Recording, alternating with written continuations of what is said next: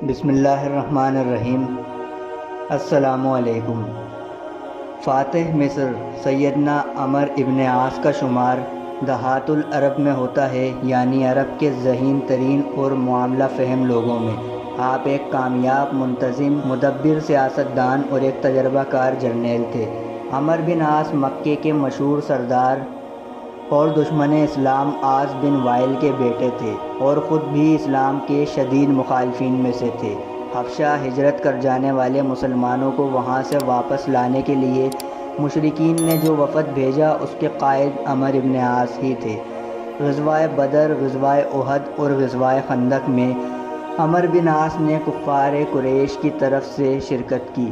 عمر بن عاص دعوت اسلام کو روکنے میں ناکام ہونے کے بعد حبشہ چلے گئے کہ محمد صلی اللہ علیہ وسلم کی کامیابی کی صورت میں ان کا محکوم نہ بننا پڑے، اور حبشہ سے واپسی پر مکہ کے قریب پہنچے تو خالد بن ولید رضی اللہ عنہ سے ملاقات ہو گئی۔ خالد بن ولید رضی اللہ عنہ قبول اسلام کے ارادے سے مدینہ منورہ جا رہے تھے۔ عمر بن عاص خالد بن ولید کے ہمراہ مدینہ منورہ حاضر ہو کر رسول اللہ صلی اللہ علیہ وسلم کی زیارت سے مشرف ہو کر درجہ صحابیت پر فائز ہوئے۔ عمر بن عاص اور خالد بن ولید کے اسلام قبول کرنے کا واقعہ صفر 8 ہجری کا ہے۔ ان دونوں کے دائرہ اسلام میں داخل ہونے پر رسول اللہ صلی اللہ علیہ وسلم نے خوشی کا اظہار کرتے ہوئے صحابہ سے فرمایا کہ مکہ نے اپنے جگر کے ٹکڑوں کو تمہاری طرف اچھال دیا ہے۔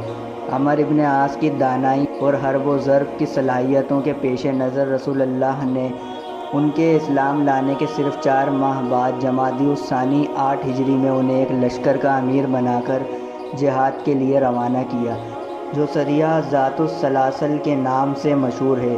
اس لشکر میں سیدنا ابو بکر صدیق، عمر فاروق اور ابو عبیدہ ابن جرہ جیسے اکابر صحابہ بھی شامل تھے، جبکہ فاتحانہ واپسی پر خود نبی مکرم نے مدینے سے باہر تشریف لا کر ان کا استقبال کیا تھا۔ ترمذی کی ایک روایت کے مطابق رسول اللہ نے فرمایا، عمر بن عاص بے شک قریش کے نیک وکاروں میں سے ہیں۔ نبی علیہ السلام نے آپ کو عمان کا عامل مقرر فرمایا۔ عہد صدیقی میں بھی آپ عمان کے عامل رہے۔ بعد ازاں انہیں تسخیر فلسطین کی ذمہ داری سونپی گئی۔ اجنادین کے معرکے میں آپ نے 90,000 مجاہدین کی کمان کی۔ یرموک کے فیصلہ کن معرکے میں بھی آپ نے نمایاں کردار ادا کیا۔ سیدنا عمر فاروق کے عہد میں 18 ہجری میں ملک شام کے شہر امواس میں سخت طاعون پھیلا، جس نے 25,000 مسلمانوں کی جانیں لے لی، جن میں لشکر کے امیر ابو عبیدہ ابن جرہ اور معاذ بن جبل بھی شامل تھے۔ ان دونوں کے بعد عمر بن عاص لشکر کے امیر مقرر ہوئے تو انہوں نے حسن تدبیر سے مسلمانوں کی جانیں بچائیں۔ انہوں نے مسلمانوں کو وبا والے علاقے سے فوراً ہٹا لیا اور پہاڑوں میں منتشر کر دیا۔ اس سماجی دوری کے نتیجے میں جلد ہی مسلمان اس وبا سے محفوظ ہو گئے۔ عمر ابن عاص کا اہم ترین کارنامہ مصر کی فتح ہے۔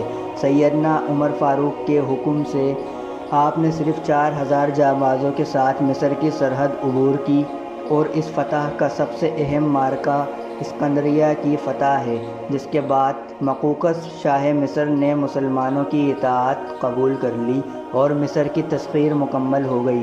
مصر کے بعد عمر ابن عاص نے طرابلس بھی فتح کر لیا۔ حضرت علی کے عہد میں تحکیم کے معاہدے کے بعد عمر بن عاص، جو اس معاہدے میں امیر معاویہ کے مقرر کردہ ثالث تھے، کی طرف سے معاویہ کی خلافت کا اعلان کرنے پر آپ کی ذات متنازع ہو گئی۔ خارجیوں نے حضرت علی اور معاویہ کے ساتھ آپ کو بھی قتل کرنے کی کوشش کی۔ حضرت علی شہید ہو گئے۔ حضرت معاویہ پر اوچھا وار لگا، اس لیے وہ علاج معالجے سے بچ گئے، جبکہ عمر بن عاص اس دن طبیعت ناساز ہونے کی وجہ سے نماز فجر پڑھانے نہ جا سکے، اس لیے محفوظ رہے۔ آپ کی جگہ سیدنا حذیفہ نے امامت کی اور وہ اس حملے میں شہید ہو گئے۔ عمر بن عاص کا انتقال یکم شوال 43 ہجری کو ہوا۔ آپ کی تدفین کہاں ہوئی، اس بارے میں اختلاف ہے۔ ایک روایت کے مطابق فسطاط میں دارالامارتہ میں دفن کیے گئے، جبکہ استنبول ترکی میں ایک مسجد اور مزار بھی عمر بن عاص سے منسوب ہے۔